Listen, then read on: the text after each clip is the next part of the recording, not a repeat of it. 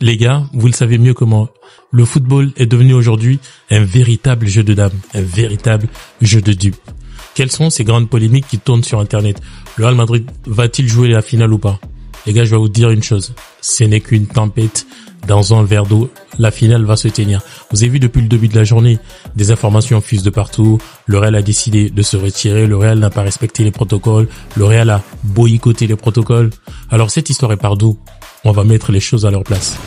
Il faut savoir que le Real a l'habitude, à l'approche des grandes rencontres, de diffuser des vidéos concernant justement le match qui arrive. Et pour cette fois, le Real a diffusé une vidéo sur l'arbitre de cette rencontre. Et cet arbitre, à chaque fois qu'il siffle les matchs du Real, c'est en général des défaites, c'est en général des choses qui ne vont pas à l'avantage du Real. Et c'est ce qui a été révélé dans cette vidéo. Sauf que l'arbitre, pendant la conférence de presse de l'avant-match, a essayé de reprendre justement au Real Madrid que c'est une vidéo pour influencer le public. C'est une vidéo pour préparer les supporters à une éventuelle défaite. Et ça n'a pas été apprécié au niveau de la Maison Blanche. Parce que ça nous a fait boycotter quasiment tous les protocoles. Le Real a joué de son influence. Le Real a mis la pression sur la Liga, sur le président de la Liga, pour pouvoir prendre des décisions, pour pouvoir retirer les arbitres. Ce que la Liga a refusé justement parce que ils veulent pas pour cette fois céder à la pression. Et ça, les gars, on le sait. Le football aujourd'hui est parsemé d'influences politiques. Le football a une certaine dimension qui veut que les clubs se fassent respecter. Et les clubs, ils le savent très bien. Malgré toutes ces agitations, les décisions ne seront pas tout de suite favorables. Mais c'est peut-être pour avoir une certaine influence, attirer l'attention du public sur l'arbitre, mettre de la pression sur l'arbitre pour essayer de l'amener à de meilleures décisions pendant la rencontre. Bref, on va refermer cette parenthèse. Je pense que c'est une tempête dans un verre d'eau. Ça va pas changer grand-chose. On va voir ce que le terrain va nous montrer demain. D'ailleurs, pour parler du terrain, j'aimerais évoquer rapidement les chances du Real demain pendant ce Classico et les chances du Barça. Moi, je pense que le Real, déjà, dans un premier temps, a l'obligation de gagner cette rencontre pour plusieurs raisons. Premièrement, on est en train de se faire distancer au niveau du championnat. La Liga est quasiment jouée. Le Barça est en avance. Il y a un Classico en vue. Donc, il faut se mettre à l'abri. Il faut gagner ce trophée parce que le Barça a déjà un premier trophée. C'est la Supercoupe d'Espagne en 2 buts de saison. Ça, c'est déjà un premier point. Et deuxièmement, le Real est éliminé de la Ligue des Champions. Donc, il y a plein de raisons qui font ça. Le Real, en plus, est dans une pente ascendante et dans une mauvaise passe et dans l'impasse. Il va falloir que le Real se réveille. Il va falloir qu'Ancelotti se rachète. Que Mbappé se rachète. Il y a énormément de choses qui obligent demain le Real à s'imposer. Ils n'ont pas droit à l'erreur. Ils n'ont pas du tout droit à l'erreur.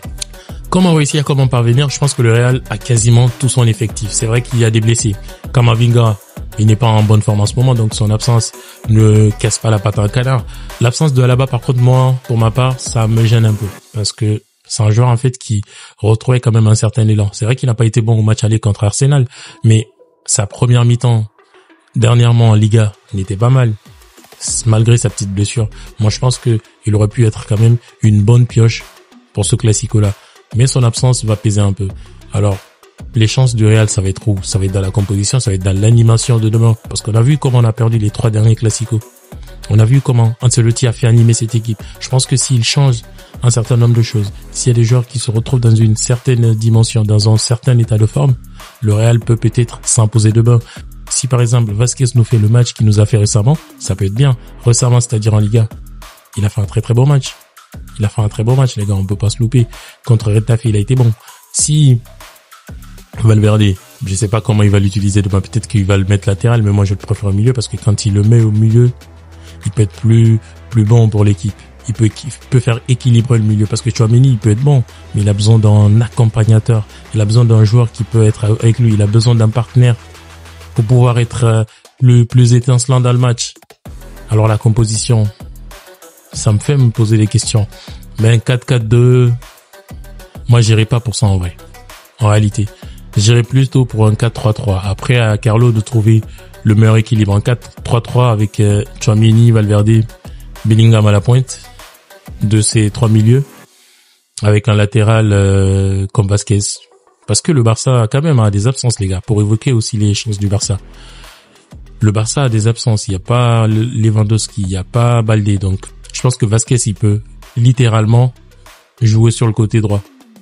Il peut littéralement jouer sur le côté droit pour pouvoir équilibrer un peu.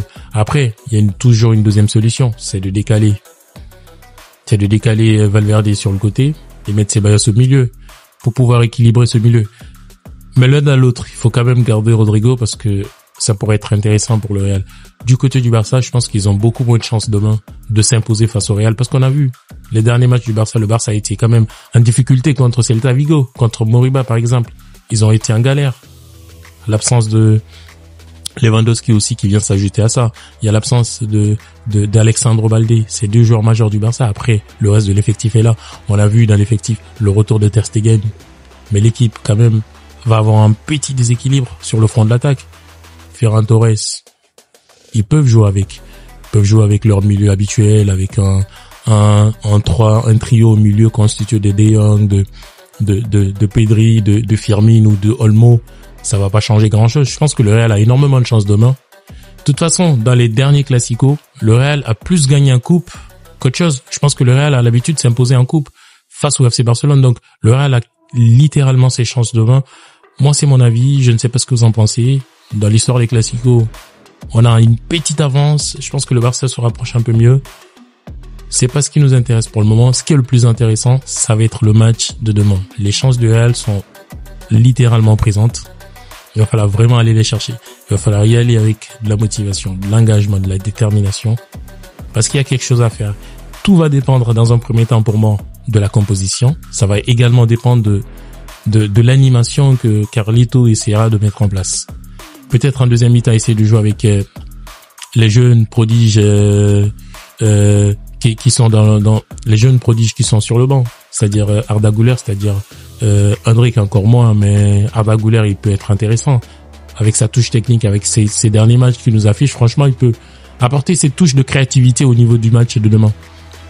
La défense, on la connaît, elle va pas changer. Asensio, il va jouer. Rudiger, il va jouer. Sur le latéral, on va peut-être voir Fran Garcia ou Mendy, mais Fran, il est plus en jambes en ce moment. Et voilà, hein. Donc globalement, c'est ce que je sais pas ce que vous pensez de votre côté.